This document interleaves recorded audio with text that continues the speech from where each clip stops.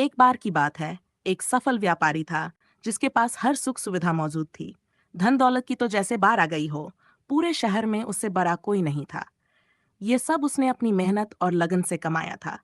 रात दिन एक करके व्यापार को समझा, बढ़ाया और कई कठिनाइयों से लड़कर इस मुकाम पर पहुंचा था। व्यापारी दिल का बहुत दयालु था। वह हमेशा धार्मिक कार्यों में भाग लेता और जरूरतमंदों को दान दिया करता। उसकी एक बेटी विदेश में पढ़ाई कर रही थी और एक बेटा था जो अभी अभी पढ़ाई पूरी करके व्यापार संभालने आया था। लेकिन व्यापारी ने देखा कि उसका बेटा बेवजह पैसे उड़ाने लगा है। जब भी कोई भिखारी या कर्मचारी कुछ मांगता, वह बिना सोचे समझे दे देता। कुछ ही समय में वह अपने पिता से ज्यादा दान करने लगा।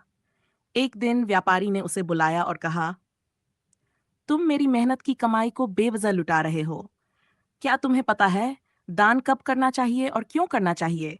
तुमने अभी तक 1 रुपया भी खुद से नहीं कमाया, तो तुम्हें इसकी कीमत का अंदाजा कैसे होगा? व्यापारी ने समझाते हुए कहा, पहले 1 महीने तक तुम मेरे ही कर्मचारी की तरह काम करोगे। उसके बाद जो तनख्वाह मिलेगी, उसी से तुम दान करना। तब समझोगे कि असली दान का सुख क्या होता है। लड़के ने पिता की बात मान ली।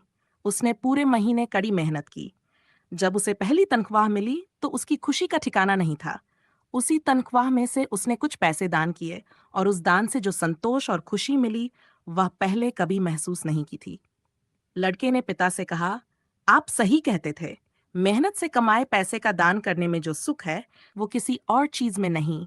अब मैं समझ गया कि पैसे की असली कीमत क्या होती है। इस तरह व्यापारी ने बड़ी समझदारी से अपने बेटे को दान का महत्व और पैसे की अहमियत समझा दी। कहानी से शिक्षा। दान तभी करना चाहिए जब वह आपके मेहनत से कमाए पैसों का हो। तभी आपको असली धार्मिक लाभ और मन की शांति मिलती है।